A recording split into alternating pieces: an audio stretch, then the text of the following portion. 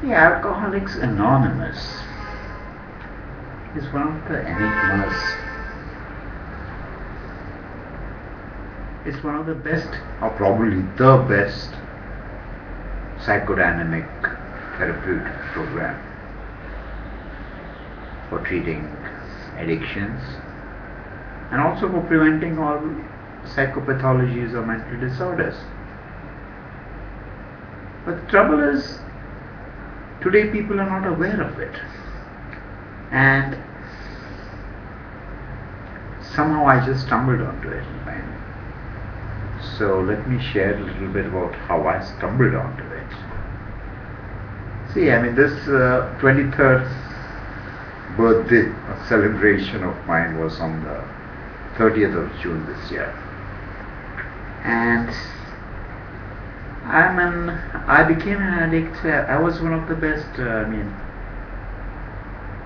when I got into IIT Bombay, that is the Indian Institute of Technology, Bombay, it's one of the best technology institutes of India. I was the top ranking student of my department, engineering department, civil engineering. But in the final year, and that was the 68, I joined IIT in 68. The final year in 73, my dad had just expired a year earlier. And the stress was so heavy that for the final exams, it was, my backlog was too much because I had to look after my dad's business also along with my studies. And for the exams, I started taking these pills that they called dexedrins so that I could focus my attention and stay awake till late at night. And I got addicted to those tablets. They're the dextroamphetamine tablets which are nowadays prescribed for these children and people suffering from what they call attention deficits, ADD. And that addiction was so bad that within a month I was taking something like 150 tablets every day. And then at night I required a whole strip of Colloids or Mandrax tablets just to go off to sleep 1-2 hours and tough. And that's the psychiatrist couldn't give me. They gave me so many shocks that it damaged my brain. I think it definitely. I started suffering from amnesia, and then I continued for 20 years. Tried a number of times to stop.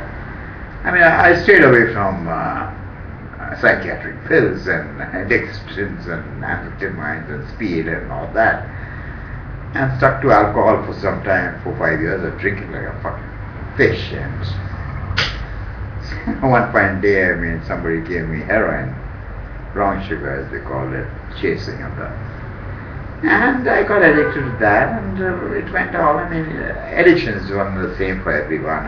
Everyone knows what. It's a hell of a life, and I wanted to give it up. Like every addict wants to give it up. It's just that, going to psychiatrists is just a waste of money. They couldn't cure me.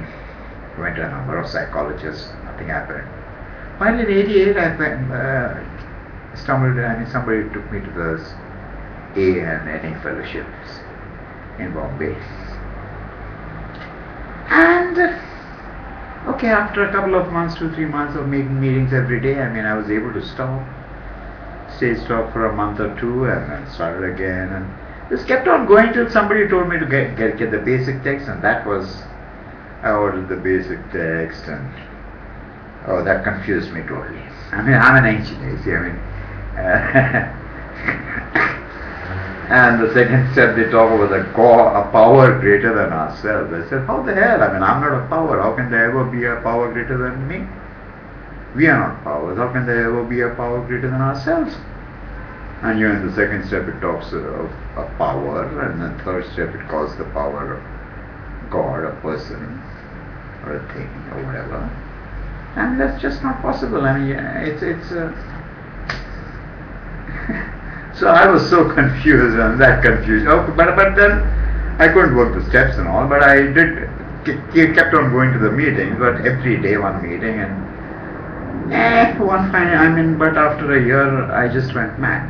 I don't know that confusion or what it was, and landed in a mental asylum. They gave me so many bloody shocks, ECT shocks, and those fuckers, two just used to catch two of my hands, catch my feet down, and they gave you that shock. So horrible. I was totally shattered when I got out of the mental asylum. That was in February 1990.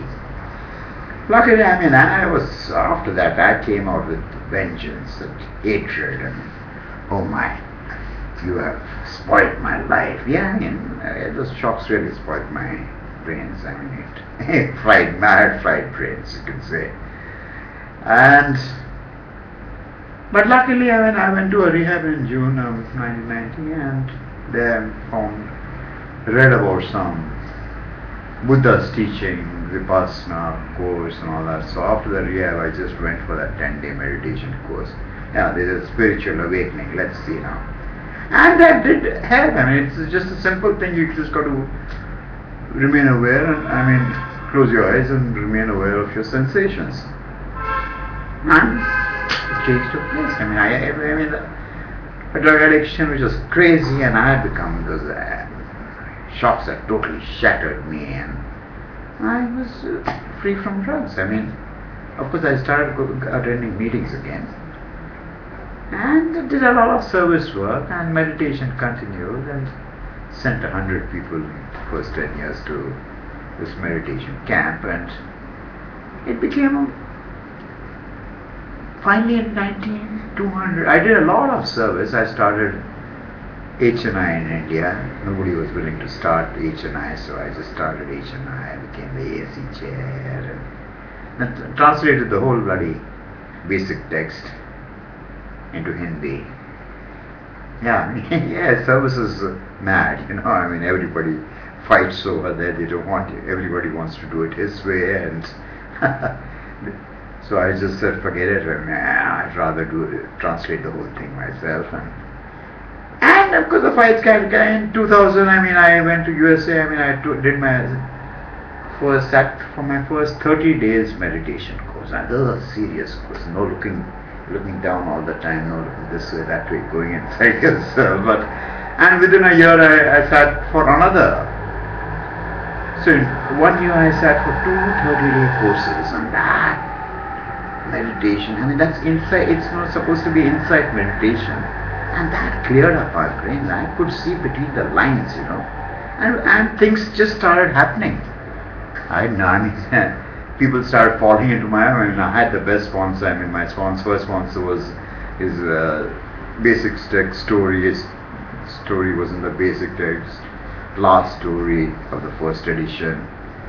He was a spiritual speaker at the 50th anniversary convention. Luckily, after working my steps a couple of times with him, but it was not helping me. So he said, Rajiv, why don't you go to the other fellowship and get a sponsor there and work your steps? And luckily, for me, I found a woman who gave me the big book inventory way, and then I did it again with another person. She simplified it even further.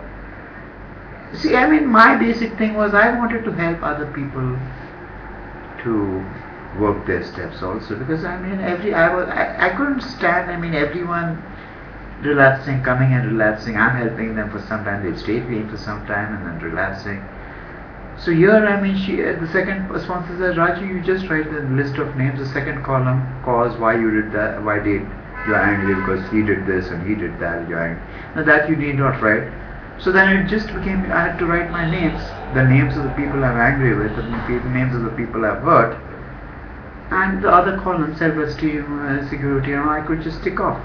So now I started helping other alcoholics and addicts in the fellowship.